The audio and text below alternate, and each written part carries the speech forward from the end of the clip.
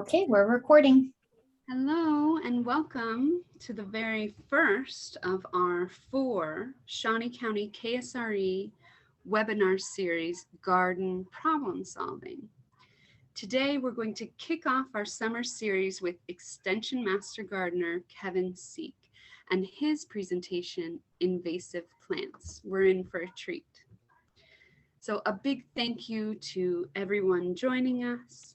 On behalf of the K-State Research and Extension Shawnee County office, I would like to extend gratitude to the air, the water, and the earth. Here in Shawnee County, we are on the ancestral lands of the Osage, the Kanza, and the Ocheti Sakawin people, to name just some of the indigenous nations who originally called this land home.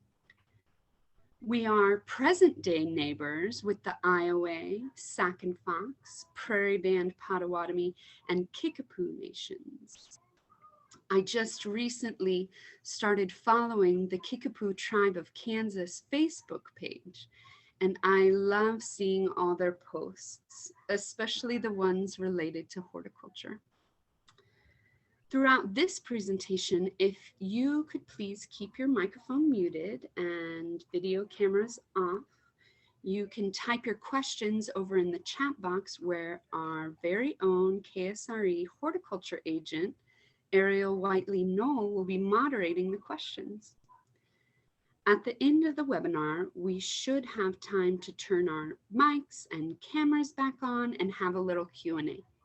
So without further ado, I will pass it over to your Shawnee County Extension Master Gardener, Kevin Seek. Kevin, thank you so much for being here with us today. Oh, yeah, this is going to be fun. One of my favorite topics because I'm a guy that hates invasive plants. So let me start sharing my screen here and we'll start talking about the issue of native invasive plants and what we're going to do to battle them. So first of all, I need to let you know that Kansas State Research and Extension is an affirmative action, equal opportunity employer. And as an affiliate of theirs, Shawnee County Extension Master Gardeners works to be inclusive of the entire community as we work to implement our mission of improving our community through horticulture. So today we're going to talk about stopping alien invaders. And I'm not talking about ones from outer space. I'm talking about those aggressive non-native plant species that are overrunning our home landscape and natural environment. And we're going to learn what we can do to fight back against these invaders. So today I'm going to be talking about what an invasive plant is and why they're a problem. I'm going to talk about 4 common invasive plants that you may encounter in your home landscape, and then just talk in general about controlling invasive plants, what we can do in that regard. And then I'm going to share some additional informational resources with you to help you down the road to continue dealing with invasive plants. And then we'll take some time to answer any questions that you have. So first, let's talk about what is the difference between an aggressive native plant and what a true invasive plant is. So native plants have formed a symbiotic or mutually beneficial relationships with the native flora and fauna over thousands of years, and therefore offer the most sustainable habitat. They're plants that occur naturally in our region that are here without the result of any kind of human intervention. Now, some native plants can be aggressive, which means that they may spread faster than you'd like, or they may wander into areas where they're not wanted. And some plants may be aggressive in one area and more restrained in another, depending on factors like the soil type, the amount of sunlight, and those kind of factors. And as an example of an aggressive native plant, I put catmint, Nepeta cataria, and catmint is I think it's a neat little plant. It smells really good, and it's a plant that a lot of pollinators like. But just like all the mints, it is an aggressive growing plant. And so to keep mine at bay, I've got it planted right in front of my front porch in between the sidewalk and the driveway so that it can't escape out into the rest of my landscape very easily. And it's pretty easy to control right there. Um, so because native plants are indigenous to our ecosystem and they actually belong here in our environment, they're not considered to be invasive. A true invasive plant is a species that is non-native or alien to our local ecosystem. And most importantly, they're plants whose introduction causes or is likely to cause economic or environmental harm or harm to human health. And here's an example that is one of my most hated plants is this Asian bush honeysuckle, uh, Lonicera macii. And you can see it's a pretty plant, but that's a bush in my neighbor's yard that is like totally overtaking my compost bin and some brush I have piled up there and my lumber rack that I have on the edge of my yard. And I'm constantly having to trim this thing back because I can't chop it down because it's in my neighbor's yard. So why are invasives able to outcompete other plants? Well, like we discussed, they aren't from this ecosystem. So because of that, they lack those natural um, animal and disease pests that would normally keep them in check in their native environment. Many of them are, uh, can reproduce prolifically.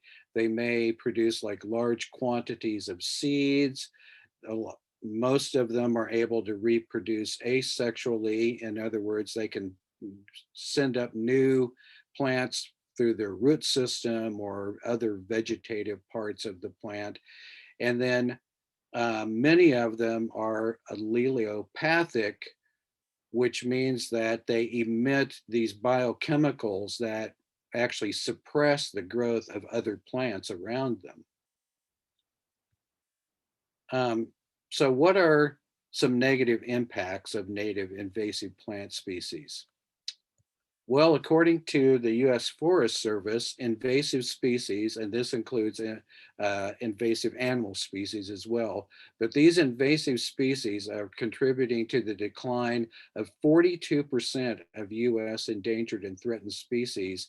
And of those, 18% of them, invasives are the main cause of their decline. Invasive plants complete direct compete directly with other plants for moisture, sunlight, nutrients, and all the things that they need to survive.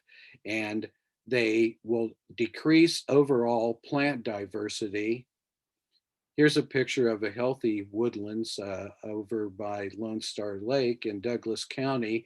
And you can see there's plenty of overstory and understory trees and shrubs and a vast diversity of forbs growing here on the woodland floor. Um, and then in my next slide, you'll see here is that Asian bush honeysuckle growing along the banks of the Shunga Creek. And you can see it's created this dense monoculture of nothing almost nothing but Asian bush honeysuckle.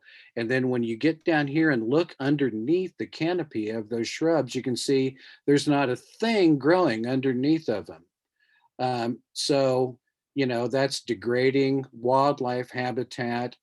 And so, but also clearly you can see that this is a problem for degrading water quality and increasing soil erosion. This bare soil here is able to just run off right into the creek down below. Whereas in the previous picture, all these um, forbs here, many of them are deeply rooted plants, so they're helping hold that topsoil in place. And this open canopy allows a lot more uh, diversity of plants and wildlife as well. And then likewise, it because of all these things, it results in poor quality agriculture lands and can decrease recreational opportunities. And so all of these impacts are changing nature's balance in a negative way, nature's balance on which all species, including us, depend. So, what are we going to do to control these invasive plants? Well, what you want to do is implement a good integrated pest management program. And IPM, or integrated pest management, is a sustainable science based decision making process that combines biological, cultural, physical, and chemical tools to identify, manage, and reduce the risk of these invasive plants. And then we're going to use those tools and strategies in our plan in ways that minimize the overall economic, health, and environmental risks. So it's not just one thing, it's a whole, you're looking at the whole picture and figuring out a plan of what you're going to do to keep these native or these invasive plants in check. So some principles of IPM. You're going to look at limiting the infestation to tolerable levels. You're never going to completely eliminate these invasive plants, but you can put a plan together to where you can keep them in check and keep them at a tolerable level where they're not uh, encroaching too tremendously on the desirable plants in your landscape and native environments. Um, to do that, you're going to have to know how to identify those plants and be familiar with their life cycles and growth habits so you know what kind of control methods to use. And then you're going to have to use your knowledge and the implementation of effective control methods to get them under control. And then you're going to continue to monitor for reinfestation so that they don't get out of hand again. There's three main methods of controlling invasive plants. And the first one is cultural control. Those are things like putting down a layer of cardboard and thick organic mulch to smother them out. Um, Once you've got them somewhat under control, you can put down a good layer of organic mulch to suppress the regrowth of these plants. In some instances, fire might be used, although that's probably not practical in the urban setting. But if you're in a more suburban or rural setting, um, sometimes fire can be used. I'm not going to really talk about that today, but you can refer to some of the other resources that I'm sharing with you to learn more about that if that's something, a method you think might work on your property. Mechanical um, methods are things like pulling up the seedlings or digging and grubbing out more mature plants. Um, and then chemical controls are the effective use or applying effective herbicides, which is pretty much a last resort method, but in some cases, that's the only thing you can do. Foliar spray and stump cut methods are probably the two most effective. And whenever you're using herbicides, you always want to follow the label directions. And then once you've implemented these control strategies, you want to get in there quickly to replace the native plants you've removed with more desirable plants to prevent them from uh, reinfesting that area. And then a fourth method of controlling invasive plants is just to eat them, and which I'm not recommending that you eat them. But here's an example where I was helping a friend of mine control a bad infestation of that Asian bush honeysuckle on her property. And she had somebody bring in a herd of goats, and they did a good job of eating up a bunch of that Asian bush honeysuckle. What made it a lot easier for us to go in and find the bigger plants and cut them and treat the stumps. And then the other smaller plants that reemerged after that were easier to find and treat as well. Um, so the Missouri Invasive Plant Task Force is an excellent resource. They're at moinvasives.org, and they're doing a fantastic job working on controlling invasive plants in Missouri. And they have a lot of really good information on identifying plants that are invasive in our region and how to control them and alternatives to replace them with. They put together this top 25 invasive plant list. And on here, there's two of them I'm going to talk about today. Calorie pear is the number one offender on their list. And then number seven, these invasive bush honeysuckles are another one that I plan to cover today. Um, so my most unwanted list includes Asian bush honeysuckle, Lonicera mackii, sweet autumn Clematis terniflora, winter creeper, Euonymus fortunei, and calorie pear, Pyrus caloriana. Um, Now you'll see that actually all four of these that I'm talking about today are plants that were native to the Far East that were introduced in the 19th century or early 20th century. Uh, Back then, we had a bunch of these guys that were uh, what they called plant explorers that would go out and search the globe for plants that they thought would be good plants to try and establish here in the United States as ornamental plants or as a food source. Um, and many of those plants we still use today as a food source or as popular cultivars in our nurseries, but some of them were kind of too much of a good thing, and they ended up turning out to be these invasive plants that we're um, having a big battle with nowadays. So Asian bush honeysuckle was introduced in the mid 1800s as an ornamental shrub. It's an upright deciduous shrub that can get about 20 foot tall, and it gets lots of these fragrant white flowers in the spring, and then in the fall it gets these attractive red berries that persist into the winter. But it's a plant that leaves out earlier in the spring and stays green later in the fall than our native, most of our native plants and a lot of cultivars too.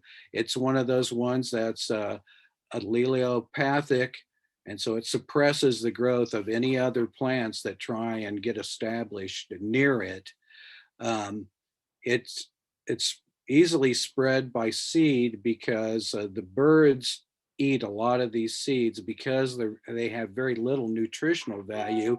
They eat a lot of them trying to get that nourishment that they need, and then they fly around and disperse them. And but it can also sprout up from its roots and spread that way too.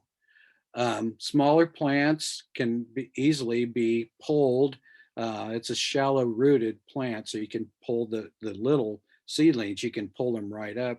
And then, ones that are a little bigger, you can just grub them out. But once it gets to be a mature shrub, you're going to want to use that cut stump method to control it. And so here's a picture of me with my chainsaw chopping down a mature shrub. And then you're going to control that by directly treating that stump immediately after you cut it with like a 25% solution or the undiluted concentrate of glyphosate or triclopyr, um, depending on the product you're using. Of course, you're going to refer to the label to see what the recommended dosage is, concentration of that chemical. Um, and then you're going to, like I said, apply directly to the stump. I like to use a little spray bottle because that gives me good control of getting just the amount of chemical that I want on that stump. My friend Cheryl, she likes to use a little empty water bottle that she can just drip the chemical on there. Some um, sources recommending using a little paintbrush to apply it on there. But the idea is that you're getting that concentrated chemical directly on that stump right away. And then the vascular system of that plant is sucking that chemical back down into the root system. If you do that, you'll get really good knockdown on these mature plants. You may have to come back and retreat. Um, if you see suckers coming up around the stump, retreat with a foliar spray. And the foliar spray method is also an effective way to control if you have like a woodland where you have a large infestation of this, you may want to tackle it using this foliar spray method. If you're treating individual plants with the foliar spray and you have beneficial or desirable plants nearby, you can just cover them with a plastic bag like this. Um, but generally, you're looking at a 2% solution of glyphosate or triclopyr with the addition of a surfactant or sticking agent. And that is a chemical that helps that herbicide adhere to the leaf surface and get better penetration. And you can see here on this leaf this branch of the honeysuckle that I've sprayed. It's nice and wet. That surfactant helps that chemical spread out and stick on the whole leaf surface. But you want to make sure you cover the whole leaf surface, but you don't want to have a bunch of runoff. You're just wasting chemical then. But thoroughly coat the leaf surface, in other words. Um, and then here's some alternatives that you can consider to replace um, that lonicera. And let me say, all the alternatives that I'm going to be talking about today are native plants because I think natives are better because that's what our our native wildlife is looking for and recognize as good food source. But there's plenty of cultivars in the nursery that are good alternatives too. And I'll talk a little bit more about that later in the presentation. But starting here at the top and going clockwise, you got buttonbush, fragrant sumac, golden currant, black haw, serviceberry, spice bush, and nine bark. And like serviceberry, this particular one here, Amelanchier arborea, that's our native downy serviceberry, but there's other cultivars of serviceberry like Saskatoon serviceberry that you can get at the nursery that are good alternatives. It's just not a native. Um, my next plant I'm going to talk about is sweet autumn Clematis terniflora. Again, it's another one from the Far East, and it's a deciduous to semi-evergreen vine that gets a lot of these white flowers in late summer and into the fall, it's one that it gets lots of tiny little seeds that are spread on the wind. And so this thing can get spread far and wide in your landscape. Um, it's and it's a plant that, unlike a lot of our native weeds that need sunlight to germinate, this thing, if it gets just the tiniest little bit of sunlight, it'll germinate and then grow up towards that sunlight and then spread out across any plants that it's grown up around. Just like in this picture here, it's completely overrun all the other plants in the landscape right there. Um, Early spring, good time to go after it.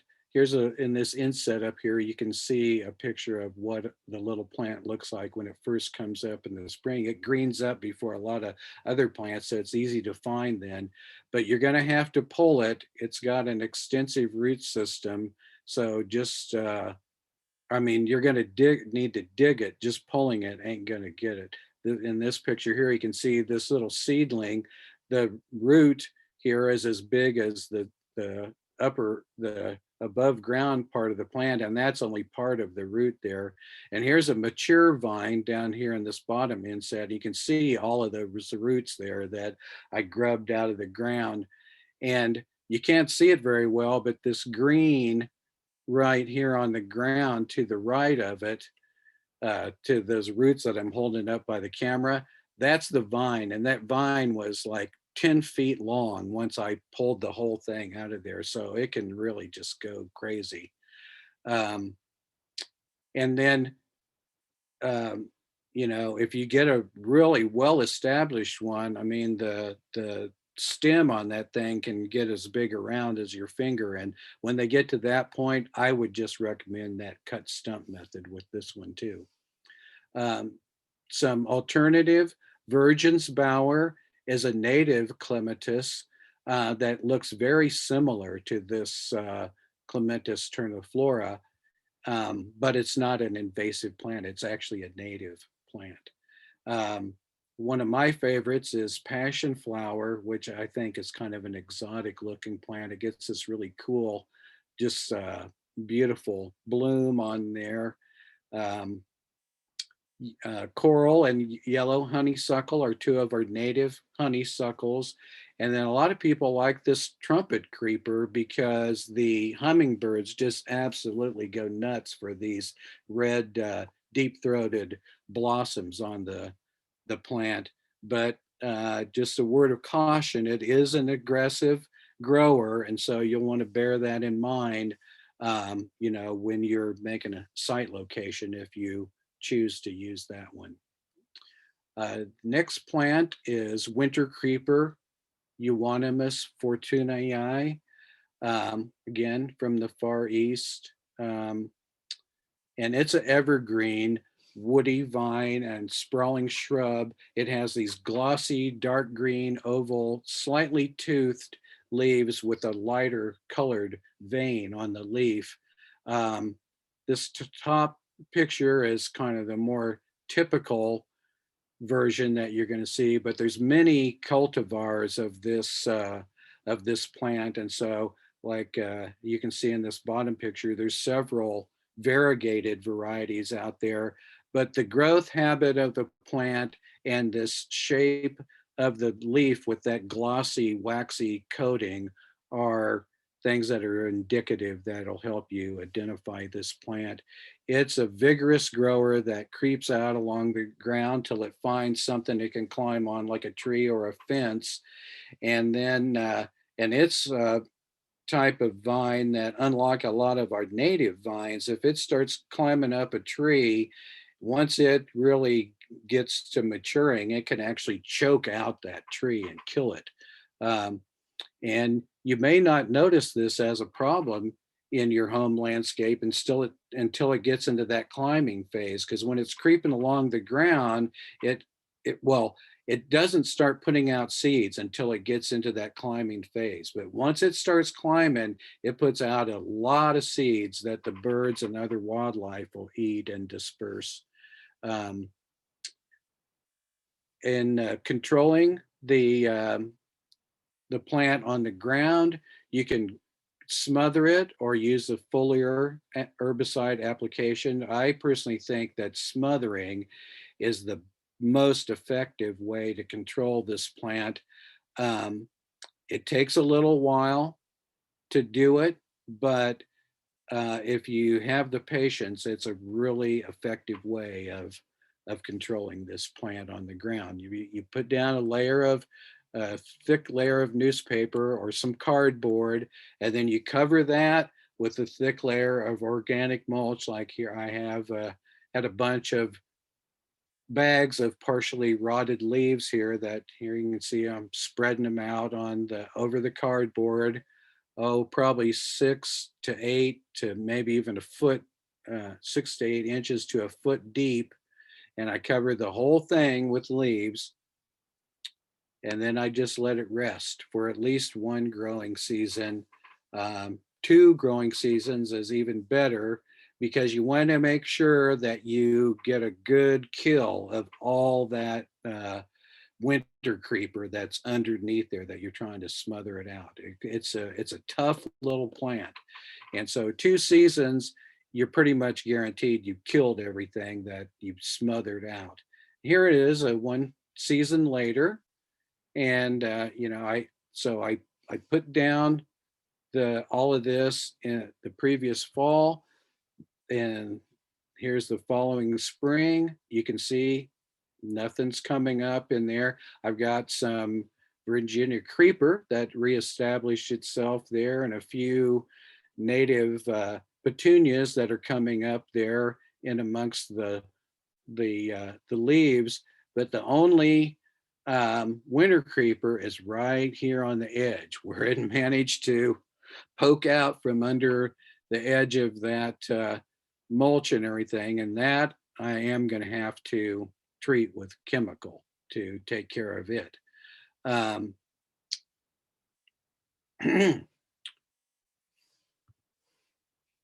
And then when it comes to doing the foliar spray, if you need to do that, 2 to 5% solution of triclophor or glyphosate with the surfactant is recommended. And with this, and triclophor typically is going to give you a better knockdown than just glyphosate. And and with this one, it's really important to include that surfactant because of that waxy coating on the leaf. And just for, I don't know, an experiment, I treated this little bit that was growing up at the base of this tree with just some glyphosate. But you can see by the glossiness on those leaves, I got a good coating on the plant. It was completely covered with the chemical, and then I came back several weeks later and you can see, well, some of these leaves are got a little brown on the edges, but you can also see there's still plenty of new regrowth that it barely even slowed it down. Uh, then there's some other areas where I did use the chemical with the surfactant, and it actually did effectively start killing back that plant. But it's going to take a while, may need to retreat again. Um, when it comes to the climbing stage of this plant, and here's a picture of a mature hackberry tree, a large shade tree where this winter creeper has completely surrounded the trunk of the tree and is growing up high into the canopy of the tree. So it can really get going. But because it is a evergreen, you can treat it when the temperatures are pretty low as 45 degrees, as long as the ground isn't frozen. Um, and then you may need to come back with some foliar applications to attack any regrowth. And just like I mentioned before, you're going to follow the label directions to see what is recommended for the particular formulation of the chemical you have, whether you're going to use a dilute or concentrated version of that chemical. And here is another picture of that stump cut method. Here on this tree, you can see the great big, this is a different tree, not even that big hackberry uh, that has these massive vines growing on there. And again, you cut it off close to the ground and then directly treat those stumps right after you cut it. Some good alternatives of a ground cover is this round leaf ragweed, pachyra. Rose verbena, I think, is a lovely little plant, as well as this wild sweet William, a native phlox, uh, three-leaf stonecrop, and then wild ginger are all good alternatives to Euonymus fortunii. And then lastly, I want to talk about the calorie pear, Pyrus caleriana, and it was introduced a little bit later than some of these others. But again, these plant explorers thought this would make a great ornamental tree because it gets these white flowers that appear early in the spring. But this one can spread quickly by seed that are dispersed by birds, and then it can also send up suckers from their roots. Um, and You're probably all of you are familiar with the Bradford pear, which was the first cultivar introduced of this particular plant.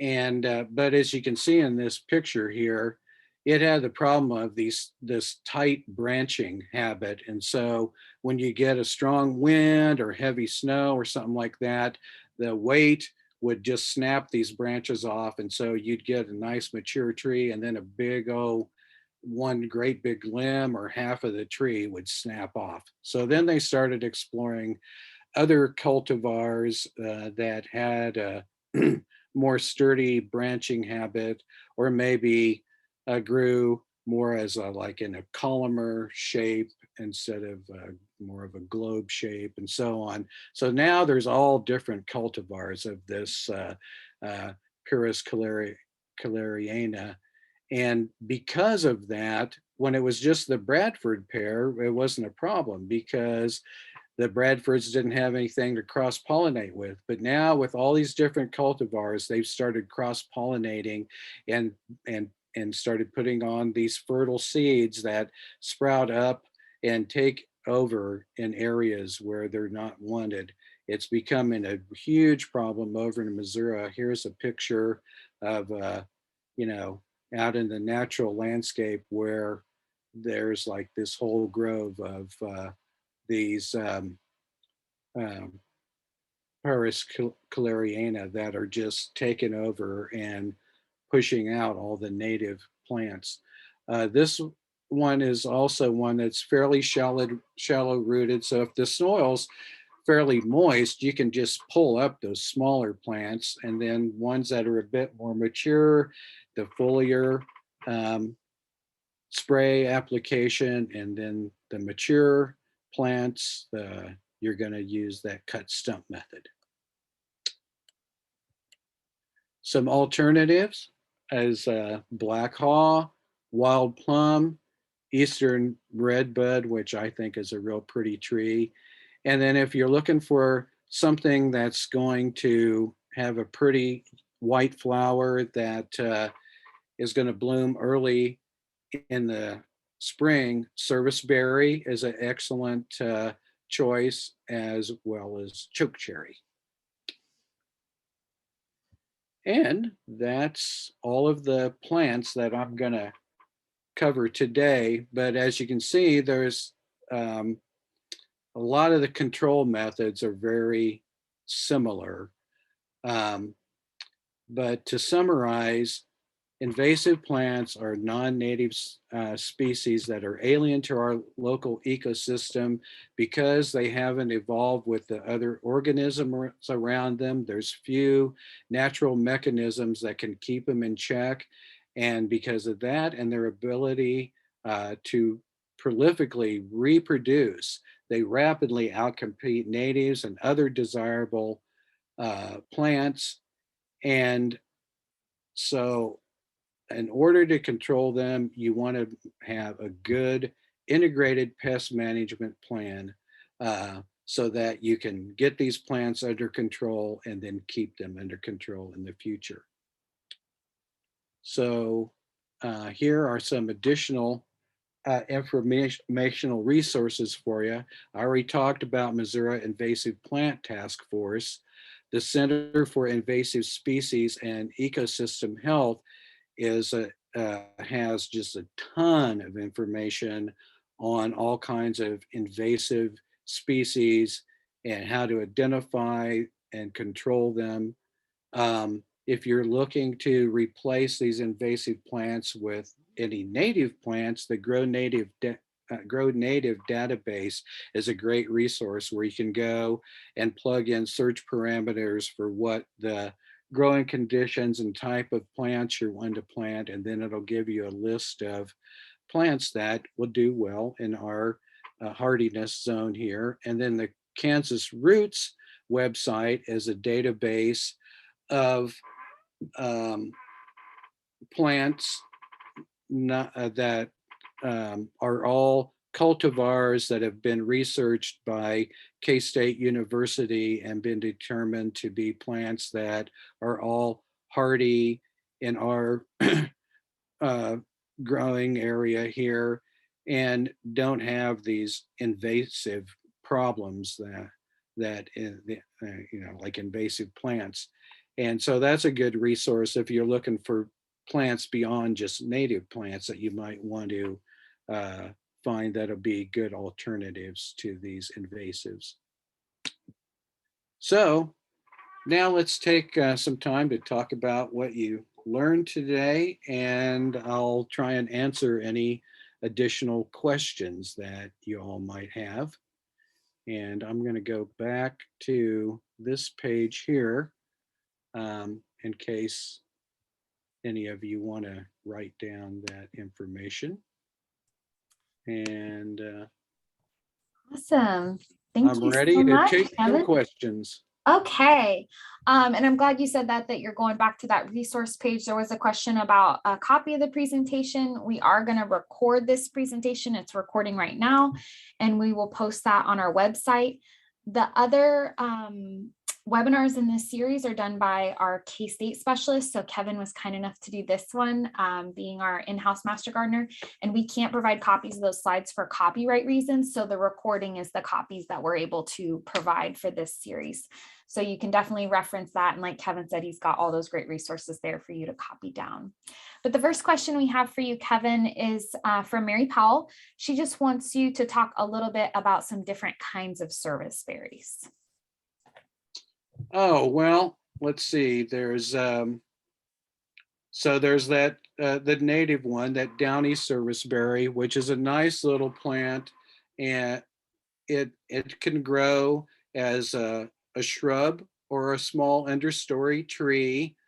Um, and but then there's also there's a Saskatoon serviceberry and Allegheny serviceberry, um, which are other they're serviceberries that are native plants in other parts of the United States, but they're not native to our region here. But those are ones that you can get cultivars of them that actually bear berries that are, pretty tasty. Um, and but I think serviceberry is a really nice plant because it it puts on blooms very early in the spring. It's going to be one of the earliest shrubs to flower, and it gets those pretty purple berries on them. And then uh, pretty much all of them that I know of get real pretty fall foliage on them. That is like a deep orange to almost a red color in the fall. And so I think it's an excellent plant, and it's a good plant for pollinators. It's a good plant for wildlife too, because a lot of critters like eating those berries. I know on my Saskatoon service berry that I have, I better get out there as soon as those berries are ripening up, or somebody else is going to beat me to them.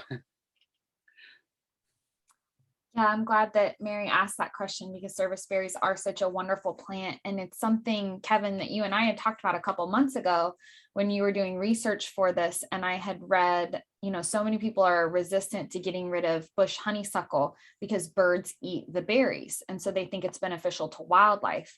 But what some research is starting to show is because those berries show up in fall prior to migration, that we're actually harming birds because they should be eating insects at that type of year, that they need to have a really high fat diet to prepare themselves to migrate.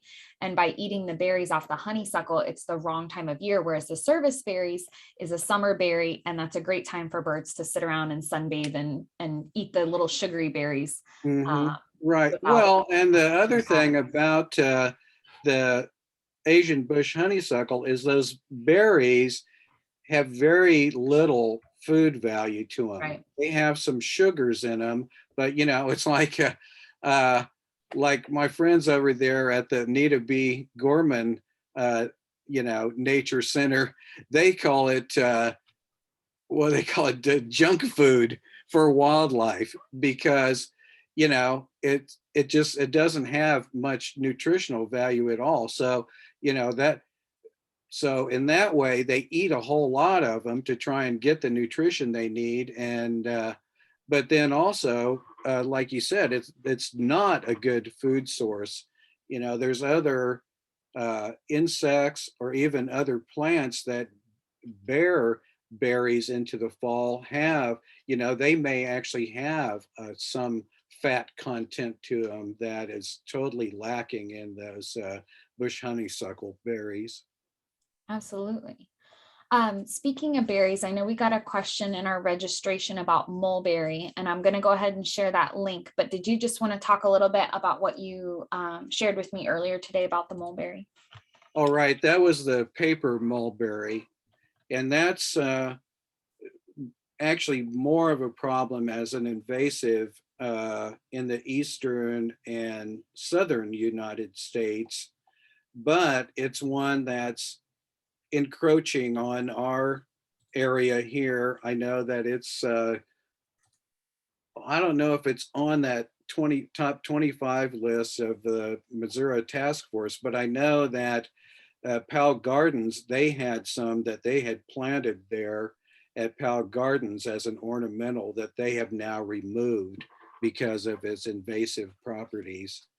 Um, and that's another one that, I mean, like you're going to treat it like any other woody plant, uh, but since it can grow into a fairly, substantial tree, there's another method that's similar to that cut stump method where you take a hatchet and like chop wounds into the base of the trunk of the tree, and then you treat that directly with the herbicide. And so it's basically the same concept, but you're creating more wounds around the trunk of this larger tree to get more chemical down there into the root system of the tree. Yeah, absolutely. Leslie had a great question. She wants to know, how can we tell the difference between yellow honeysuckle and then the invasive bush honeysuckle?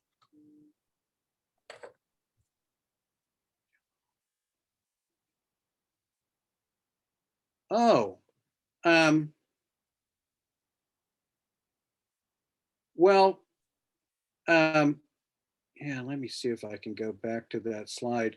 I mean, for one thing, the blooms on it are yellow. They're not white like that. And it's not going to green up early in the season like that Asian bush honeysuckle does. Um, I mean, once you become familiar with that Asian bush honeysuckle, it's a pretty easy plant to recognize. Uh, and oh, and maybe I don't know if I made it clear on the foliar application, but if you have to go in and do the foliar application on that Asian bush honeysuckle, because it greens up early in the spring and stays green later into the fall, you can go out, like if it's growing in the woods around your house or something, then, or in a maybe a landscaped area in your yard, you can get out there in early spring before everything else has greened up and it's already leafed out, and then go through and spray that area while those other plants are still dormant. And then you don't have to worry about the overspray of that herbicide. And likewise in the fall, get out there when other stuff has gone dormant and that the Lonicera is still green, and treat it then. And that's a good, effective way to control a whole lot of it. Yeah, that first and last to green up is also a big reason why it's part of the problem. It's growing when other things aren't. That's exactly right. It gets a jump start on all the other plants, and um, and then you combine that with its the alleliopathy. It's like, it's getting out there, it's starting growing sooner than other plants. It's putting out those chemicals that suppress the growth of other plants. And, just like that picture I showed along the Shunga Creek. And there's other areas. I had to get some dental work done, and there's a dental office, a dental surgeon whose office is clear down there off 29th Street, and they back up against some woods down there. And I know when I was sitting there waiting to get my teeth worked on, I'm looking out in the woods there, and it's just completely filled with that Asian bush honeysuckle, and all of our other little understory shrubs and stuff that you'd expect to see in a healthy woodland. They're just gone because it's been pushed out by that invasive plant. I do think honeysuckle is one of those things that once you get good at recognizing it, it's like the horror that you can't unsee. You're talking about being a dentist, you're driving along and you start to see it when you recognize the flowers or the berries, or now, after I've looked at it long enough, I can just see the leaves as I'm driving. And oh, I know. That's it what makes you sick. I drive up and down 17th Street between Fairlawn and Gage all the time. And it's just like all along there. And it's like, oh my God, especially in the Everywhere. spring when I see it blooming on there, I just want to, it's like, it's a good thing I don't have my chainsaw in the van with me. I might just not be able to resist the urge to jump out and just like chop it all down. We also had a question about elderberry. Have you found that to be invasive at all, or any recommendations there? Well, no, elderberry is a native plant, and it's one that it can be an aggressive grower. And so, it's a shrub that will sucker freely. So if you want to contain it, you're going to have to plant it in a place where it can't spread easily, where there's other plants around it that are going to help keep it in check, or you're going to have to get out there like in the spring and chop and dig out the suckers around the edge of the plot of elderberry bushes and contain it that way. But technically it's not an invasive plant because it's actually a native shrub. And elderberry is a very beneficial plant. It's another one that the berries are a good source of food for wildlife. It's it had been used as a medicinal plant back, into ancient Greece, and it's a plant that grows all around the world, and it's those berries have a very high nutritional value. It's like one of those, what they call it, a super food, because it's got all these antioxidants and vitamins and stuff in it, and actually it's become very popular as they make it in a form of lozenges or a tonic that you can take to help ward off flu and colds. Awesome. If anybody wants suckers, I have some in my yard. No, see, that was Mary's plan all along. you're talking about how great it is, and she has it to offer, and she's that's wonderful, Mary. Yes, yes, it is, but it also, the birds plant it too. So I could have a Right. bird fly over to your yard. Send a couple over. Chris had a wonderful question about if you spray in the fall, what about our soil or streams? Are we going to get chemicals that are hurting something else through that process? No, glyphosate is a chemical that once you've applied it to the plant, it breaks down pretty readily and isn't going to persist in the soil. Triclopyr, it's another one that's not really going to be persistent. You know, it used to be that Tordon was the recommended way to control that bush honeysuckle. Tordon for years was like the go-to, you know, brush and stump killer, but it's one that does persist in the soil. And so if you should happen to use that, you need to be careful because it will migrate in the soil and could damage nearby, you know, desirable plants around these invasives you're trying to kill. And that's why I didn't talk about it in my presentation, because nowadays glyphosate and triclopyr are the two that most experts recommend.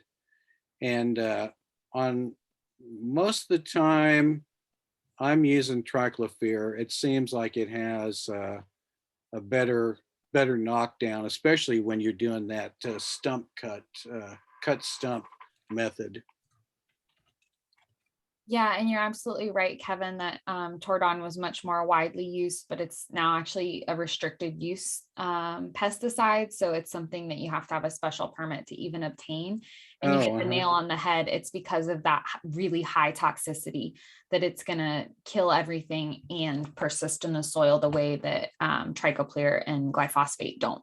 So using those more readily available over-the-counter chemicals tend to be safer, but you always want to read the label and follow those directions. And Kevin's given some great advice on how to do that safely, where you're just targeting that plant.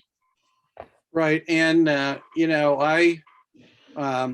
you know, one thing I would say about using chemicals is that really you want, I think they're kind of like your last resort.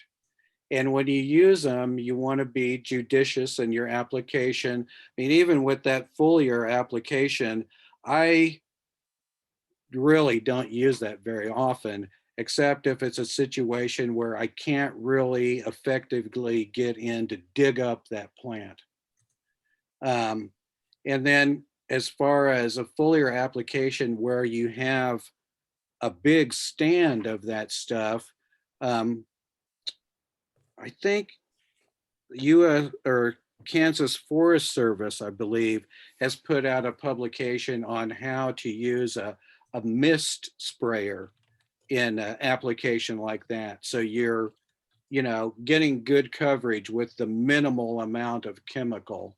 But I didn't really delve into that in my presentation today because I wanted to target this towards the individual homeowner and the home landscape and not more like in a more rural or like a park setting.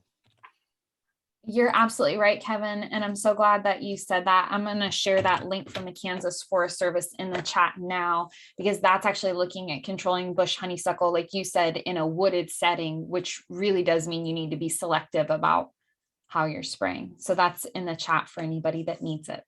Right, and you're using some specialized equipment. I mean, what I would say is that if that's something that a method you're going to need to look into, unless you're really familiar with the use of that kind of equipment, it may be smart to hire a professional to do that, to make sure that you're applying that chemical properly.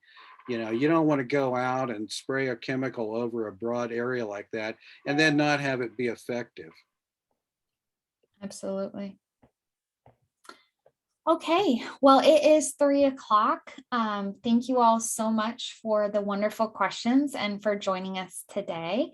If you have any other questions, please feel free to reach out to our office, send us an email, or otherwise reach out and we'd be happy to get those questions answered. If you haven't already, make sure to share this series with your friends and family. We'd love to have you all join us for our next presentation, which is Insect and Mite Pests of the Landscape. And that's going to be on August 10th with our entomology specialist, Dr. Raymond Cloyd. Thank you all for being with us today. Bye.